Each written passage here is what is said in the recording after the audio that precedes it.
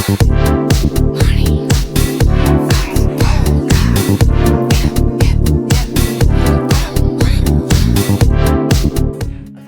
warahmatullahi wabarakatuh. Kali ini saya Putra Alessandro Jussi dari Fakultas Tarbiyah Jurusan Pendidikan Agama Islam Universitas PTIQ Jakarta ingin menyampaikan materi tentang konsep kurikulum guna menyelesaikan tugas ujian tengah semester di mata kuliah Kurikulum Pendidikan Indonesia. Di kesempatan kali ini, mari kita selami materi pembelajaran mengenai fondasi kurikulum pendidikan Indonesia. Materi ini akan mengantarkan kita pada pemahaman yang lebih mendalam tentang satu, yaitu definisi kurikulum, yang kedua konsep kurikulum, yang ketiga teori belajar, dan yang keempat yaitu konsep perencanaan dan pembelajaran. Yang pertama, definisi kurikulum. Apa sih kurikulum dan apa saja elemen-elemennya? Kurikulum dapat didefinisikan sebagai perangkat rencana dan pengaturan mengenai tujuan, isi, dan materi pembelajaran, serta cara yang digunakan sebagai pedoman dalam kegiatan pembelajaran untuk mencapai tujuan pendidikan. Jadi kurikulum ini adalah pedoman para pengajar seperti guru untuk memberi arahan bagaimana pendidikan itu berjalan. Nah, makanya dalam kurikulum terdapat beberapa elemen seperti tujuan, lalu isi dan materi, metode, dan penilaian. Lalu lanjut, yang kedua yaitu konsep kurikulum. Kurikulum memiliki berbagai aliran pemikiran dan pendekatan, antara lain yaitu kurikulum tradisional, berfokus pada transmisi pengetahuan dan menekankan hafalan. Yang kedua yaitu kurikulum progresif, memberikan ruang bagi siswa untuk aktif dan kreatif dalam belajar. Yang ketiga, kurikulum berorientasi pada tujuan, menekankan pencapaian tujuan pembelajaran yang terukur. Yang keempat, kurikulum berbasis kompetensi, menekankan penguasaan kompetensi dan keterampilan yang dibutuhkan siswa. Kenapa penting sih kita sebagai pengajar mengetahui konsep kurikulum? Yang pastinya sangat penting karena memahami konsep kurikulum ini membuat pengajar atau guru dalam mengembangkan kurikulum yang sesuai dengan kebutuhan dan konteks pembelajaran di kelasnya, dan membantu juga memilih metode pembelajaran yang dapat disesuaikan dan tepat dengan tujuan pembelajaran. Lanjut yang ketiga, yaitu teori belajar. Teori belajar adalah seperangkat konsep dan prinsip yang menjelaskan bagaimana manusia belajar. Teori belajar membantu para pendidik untuk memahami bagaimana siswa belajar dan bagaimana mereka dapat membantu siswa belajar lebih efektif. Nah, di sini kita akan memahami beberapa teori belajar yang umum digunakan dalam pendidikan, antara lain teori behaviorisme. Teori behaviorisme menekankan peran stimulus dan respon dalam proses belajar. Menurut teori ini, belajar adalah proses membentuk asosiasi antara stimulus dan respon. Stimulus adalah apapun yang dapat memicu respon dari organisme. Respon adalah tindakan atau perilaku yang dilakukan oleh organisme sebagai respon terhadap stimulus. Contoh penerapan teori behaviorisme dalam pembelajaran yaitu penggunaan penguatan positif dan negatif untuk membentuk perilaku siswa. Yang kedua, penggunaan latihan dan pengulangan untuk membantu siswa mempelajari informasi baru.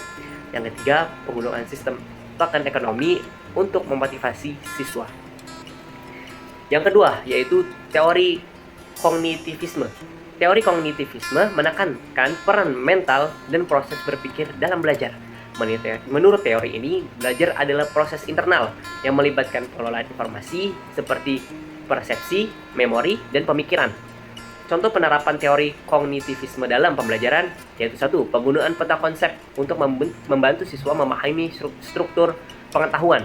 Yang kedua, penggunaan strategi pembelajaran metakognitif untuk membantu siswa belajar bagaimana belajar. Yang ketiga, penggunaan problem-based learning untuk membantu siswa belajar bagaimana memecahkan masalah. Yang ketiga yaitu teori konstruktivisme. Teori konstruktivisme menetapkan peran aktif siswa dalam membangun pengetahuannya sendiri. Menurut teori ini, belajar adalah proses aktif, di mana siswa secara aktif membangun pengetahuannya sendiri melalui interaksi dan lingkungannya. Contoh penerapan teori konstruktivisme ini dalam belajar adalah penggunaan pembelajaran berbasis proyek untuk membantu siswa belajar melalui pengalamannya langsung. Yang kedua itu penggunaan pembelajaran kooperatif untuk membantu siswa belajar dari satu sama lain. Yang ketiga, penggunaan discovery learning untuk membantu siswa belajar melalui penemuannya sendiri. Nah, yang keempat, teori humanistik. Teori humanistik menekankan pentingnya peran emosi dan motivasi dalam belajar. Menurut teori ini, belajar adalah proses yang dipengaruhi oleh perasaan dan kebutuhan siswa. Contoh penerapan teori humanistik dalam pembelajaran yaitu penggunaan pembelajaran yang berpusat pada siswa untuk membantu siswa merasa dihargai dan dihormati. Yang kedua, penggunaan belajar yang berpusat pada masalah untuk membantu siswa belajar dari pengalaman mereka sendiri. Yang ketiga, penggunaan pembelajaran yang terpusat pada efeksi untuk membantu siswa belajar bagaimana mengelola emosinya. Nah, pentingnya memahami teori belajar karena membantu para pendidik untuk menciptakan lingkungan belajar yang kondusif bagi siswa. Oke, kita lanjut ke bagian yang terakhir, yaitu perencanaan pembelajaran. Apa sih perencanaan pembelajaran? Perencanaan pembelajaran adalah proses penyusunan langkah-langkah yang digunakan atau dilakukan untuk mencapai tujuan pembelajaran yang telah ditetapkan.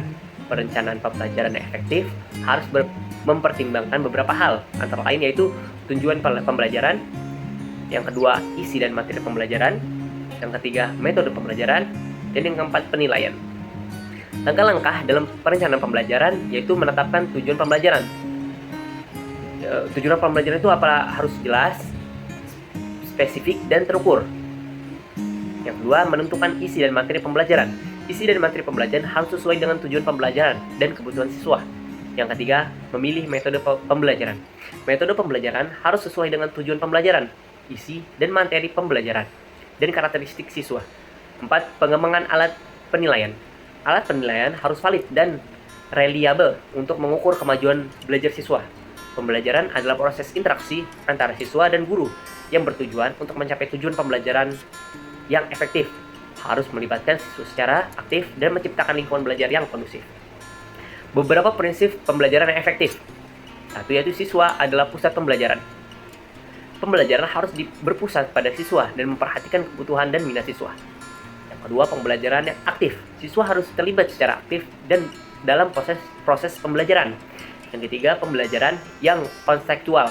Pembelajaran harus dikaitkan dengan kehidupan nyata siswa.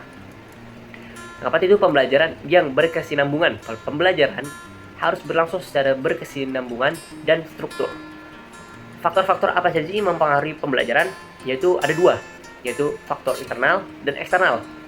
Gimana sih faktor internal? Faktor internal yang mempengaruhi pembelajaran siswa antara lain itu motivasi, minat bakat, dan gaya belajar siswa. Yang kedua itu faktor eksternal. Faktor eksternal dapat dilihat dari pembelajaran siswa, antara lain yaitu guru, kurikulum, sarana dan prasarana, dan lingkungan pembelajaran. Perencanaan dan pembelajaran merupakan dua aspek yang tidak dapat dipisahkan dalam pendidikan. Perencanaan pembelajaran yang efektif akan membantu guru dalam melaksanakan pembelajaran yang efektif dan mencapai tujuan pembelajaran yang telah ditetapkan. Yap, segitu saja materi yang saya sampaikan kali ini. Apabila ada kurang dan salah kata, mohon dimaafkan. Apabila ada tambahan dan yang lainnya, silakan bisa tulis di kolom komentar. Saya Putra Alisar Rojosi, mohon pamit undur diri. Assalamualaikum warahmatullahi wabarakatuh. Dadah.